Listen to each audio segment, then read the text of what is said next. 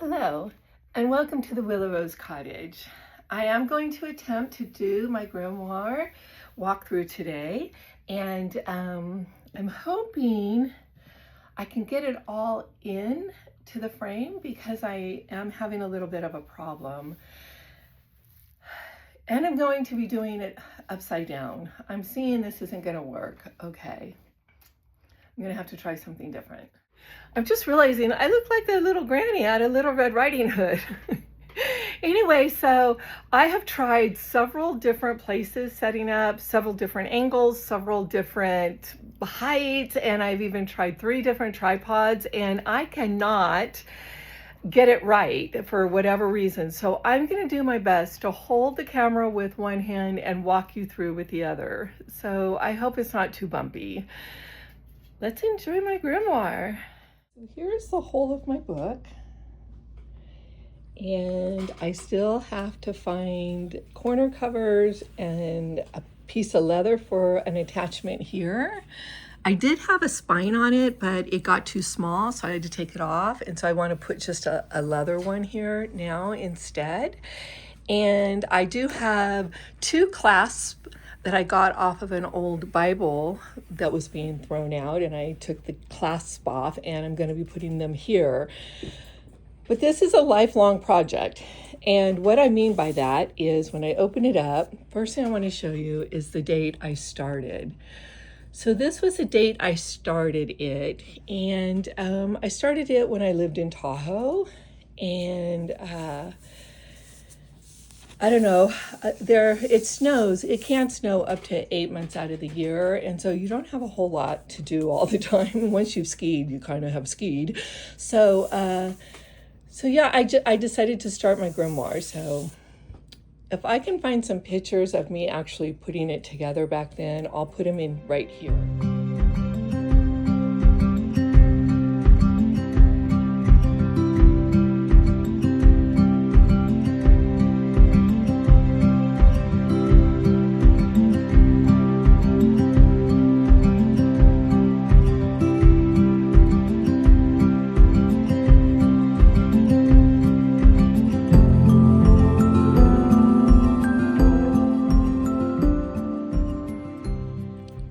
So this, of course, is the Wheel of the Year and all the Sabbats. So that's on my first page. My second page is not completed yet. And that's something I want to say. This is nowhere near completed, maybe only halfway completed. So here I have a little definition of what a hearth witch is. And that's what I consider myself. I'm an herbalist, and I love the hearth and home and all of the healing arts. That's why Bridget would be my patron goddess. She is a goddess of healer. This is kind of just a little example of what type of people worship. Some consider it a worship, some consider it a practice, and that's that explanation. And you might be wondering why I have to explain these things to myself, because this is my grimoire. However, this grimoire will be passed down. In fact, my son has already claimed it for his lineage. So, and here is my dedication. So my first page is of Bridget, and this is Bridget the saint, and then this is Bridget the goddess. So I have information about Bridget in all of these here. These are all little cards that come out and open up, and then I keep information in there. And then I have some things that I handwrite. Celtic goddess of fire, poetry, healing, and hearth. Another one of my goddesses that I pray to is Beset.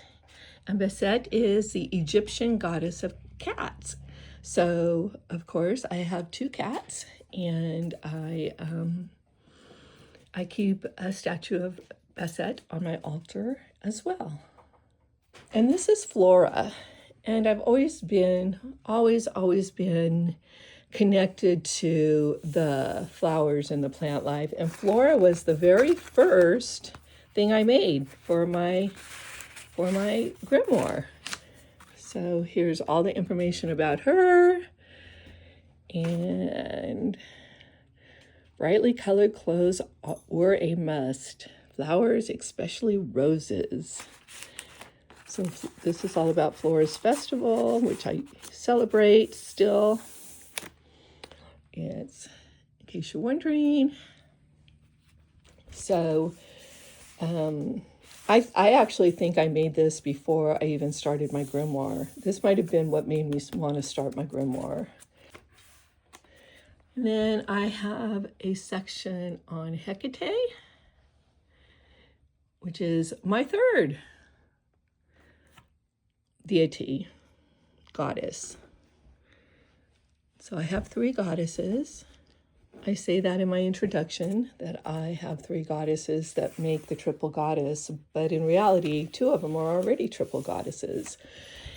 And the crone, and I don't know if I said this or not, but this grimoire is made to add on to and to take away from through the generations. So if I have like my generations to come, my witches to come after me, if they want to add to it, they can. If they want to take away from it, they can. So that's why I have so many areas for pockets and information. And like I said, I've been working on this since 2011. So anyway, here's the Green Man. He's the first god I have in here. I know he wasn't traditionally a god, but he is kind of worshipped as another entity of Pan, which you'll see in a minute, is one of my 2 major gods. Well, the Green Man, oh yeah, I forgot Lord Cow Cow. Lord Cow Cow, I added him in because I went to the ruins in Guatemala, I think. That's where I was. Anyway, and so we walked past Lord Cow Cow's tomb. I mean, like literally 10 feet away from it. So I bowed down and I said a prayer to Lord Cow Cow, and everybody in the tour laughed at me. But you know what? Chocolate's important. And you know what else is just as important is wine. And this is my other god, Dionysius. He is the god of the vine and winemaking. And so I do have some more. I still have lots to add to this. So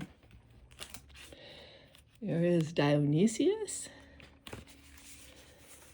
Then I have a blank page. Oh, this is where I'm going to put Ra, the sun god. And then this is a chapter page. I'm trying to put ribbons on all my chapter pages. This starts out the Sabbats. So first Sabbat is Samhain.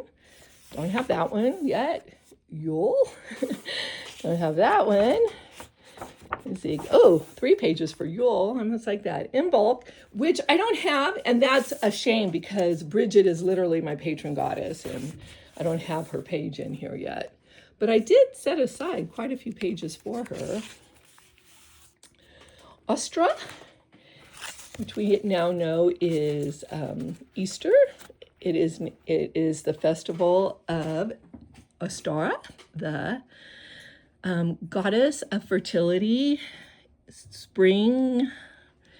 Let's see, all the things. Spring and fertility, I'll say. So this is that. So here is all the story of Ostara. And then in here, I have all my information about her holiday, everything. So that'll go back. And then here's a Beltane.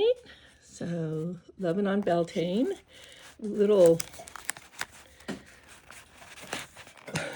okay, you know what? I'm not going to get it out. You get the point. I have an envelope. I have things stuffed in here. I have things stuffed down here. I have things stuffed into the side. So I have, and it's closed up here. It looks like I'm trying to find something special to put on that little ring. Here's more, another pocket. I'm just going to go through it fast now. Here is Litha, and I did this page first. So there is a little sunshine sewn in there with a Fae offering, because that's when the fairies come. I have a lot more little pockets over here. Some of them are kind of camouflaged, some of them are kind of obvious. We go. I have Mabon here. Worked really hard on Mabon. Did a lot of stuff here. Have a lot of information written down. There's a lot of stuff here, tucked into there. There's more on there. So this is Mabon, the harvest. And here's some artwork I found to add. And if there's anything in there. Nope, nothing written there. Still have a lot of spaces to write in. Oh, this is, I almost forgot to show you this. This is one of my favorite little things. Oops, so open it up. And there is a whole little story about Mabon right here. I'm not going to open it up, but I just wanted to show you that. This is more about Mabon. And let's see. This is how to make a poppet. The corn husk doll they make on Mabon, and here's the directions on how to do that. This is really fun. This is a little book I made. Obviously, I made it, and it's all, well, okay. It's fun things to do to celebrate Mabon, and then every page has a little something to do. And I thought it would be really fun. I left all the pages above the other pages blank, so I thought it would be really fun if my next generations write in their ideas. Make a cornucopia. Make an outdoor altar for the nature spirits and thanks of the bounty they have provided. Wonderful things. This is one of my very early pages. It's not very, I don't know, it just doesn't have a lot of style to it. It just kind of seems a little bland to me, but this is Cakes in Hell. So these pages are all my recipes. Nothing there, that's okay. Here's my butter cookie recipe, baking magic. And here is my whole mead folder. In here, I have stuff down in here. And I have the Song of the Fairy. So I like to, when I make my mead I typically try to make my mead on the summer solstice, and then drink it on the winter solstice, so that on Yule, we can release the energy of the sun back out into the world. So that being said, this is a song of the Rose Fairy, and it's a song that I sing when I do the mead to bring the fairies on summer solstice, because that's when they're the most active, to come and bless my mead. So, oh, right here. Brewing Summer Solstice, Wild Rose Mead. And I have my recipes in here. I have all of my gravities that I'm supposed to reach. I have, this is honey mead.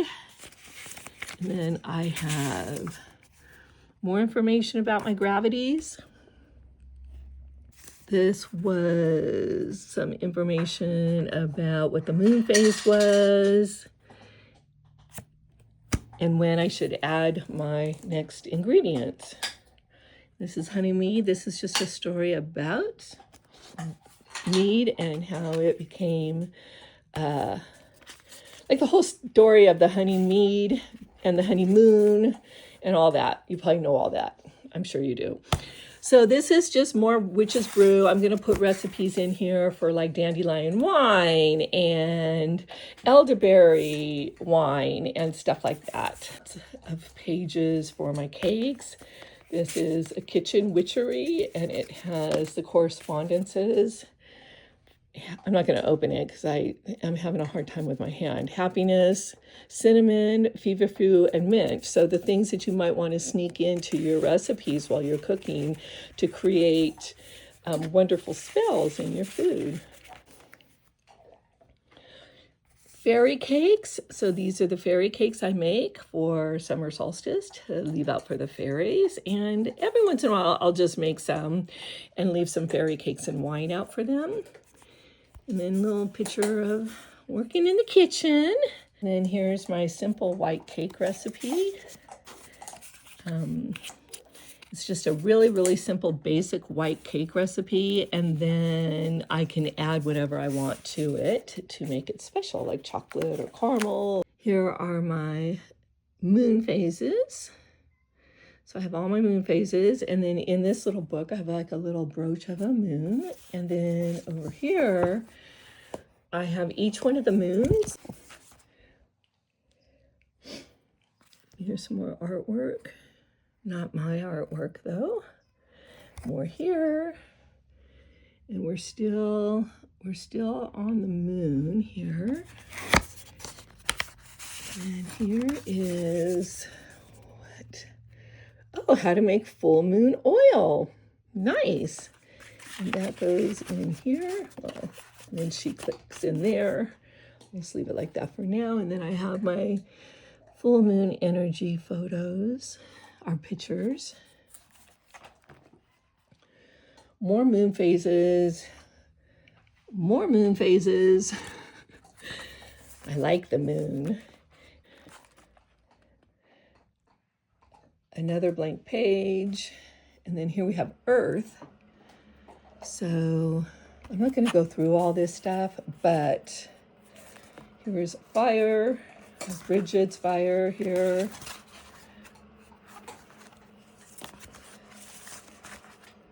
And air.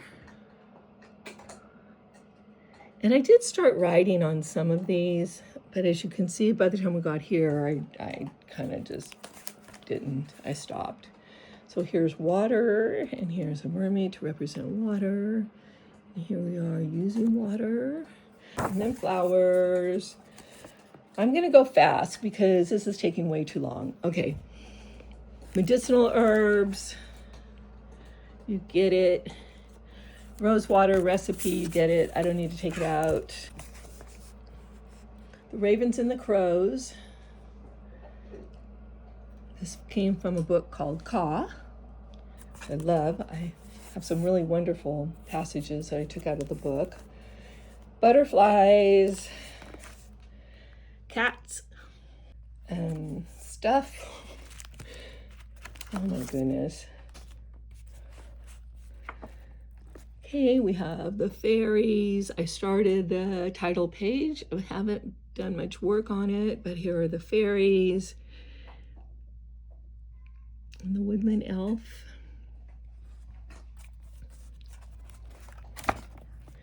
And then all the stories about fairies. Here. I have the toadstools because that's where they like to live, is under the toadstools. And here they are having a little bit of a party. And the fairy ring, what to do if you find one. And then I go into the toadstools and mushrooms. And then how to tell if a fairy is near. And then more fairies. Okay, now I have spells. The fun part. So here's my spells. Chapter page, title page. And again, I'm going to go really fast. Okay, so here's the witch's knot. And here is a memory spell. And here are more spells for activation. These are all spells. An aura cleanse spell. I showed you this page yesterday. And then I have several blank pages. And then I have how to banish someone. And banishing pentacle, which is the reverse. You do it on a waning moon. I have the correspondences. And then here I have opened this. And this is the whole ritual. So we won't go into that right now. And then here's how to banish worries. And then charms. Okay. Okay, blank pages, blank pages, blank pages. And then here is divination.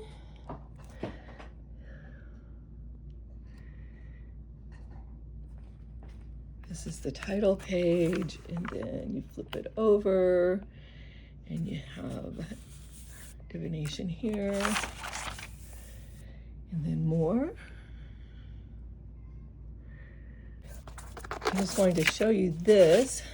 I made this myself like years ago, and I just love it so much. It's really hard. It's like leather, like hardened leather, and I just really love it. And I have about 5 pentacles. I mean, you know, the things. I have about 5 of them. I have to put one of them in here. And this I did not make. Somebody purchased it for me. So I put it in here and I'll use it for something wonderful. And here's all my candle magic. Oops, I should show you this way. And then you fold it over. It's got more stuff on that side. And then symbols. Here's some here. Here's some here. And more symbols here. And my runes. Oh, here's my runes. Okay. And then I have all my runes here. I have information about that. More information here and here. And then my runes are here. Oh, this is the witch's runes. So here's my witch's runes. Okay. And then here are more symbols. This is my bath. You might remember that I bathe a lot, like every day, sometimes twice a day. So bathing is not only for cleansing for me, for physical cleansing, but it's also for spiritual cleansing. And so I have this whole section here I'm going to devote to bathing, spiritual bathing. And then this is my last page right here, and I'm not sure what I'm going to end it with, but I have a banger of a page. So I have 1, 2, 3, 4 pages for my last page. And then this is the ending. And I have something I probably might want to put on there. That is a quick walkthrough of my grimoire. It's only halfway done, like I said. I entered into it thinking it would be a lifelong project, and it has been. My only goal is to complete the chapters and all the pages in terms of having the base page down, so that when I pass it on, if I do pass early and it goes on, those pages the people won't be burdened with having to set up the original design of the pages. So that's the first thing I want to do. And then the second thing I'm going to do is start transferring all the tons of information that I've been gathering over the last 20 years. All that information I've been gathering up, I'm going to start transferring it over into the book, either handwritten on the page or handwritten into the cards, onto the cards. Excuse me. So I hope you enjoyed my little walkthrough. Take your time, stay tuned, and stay whimsical.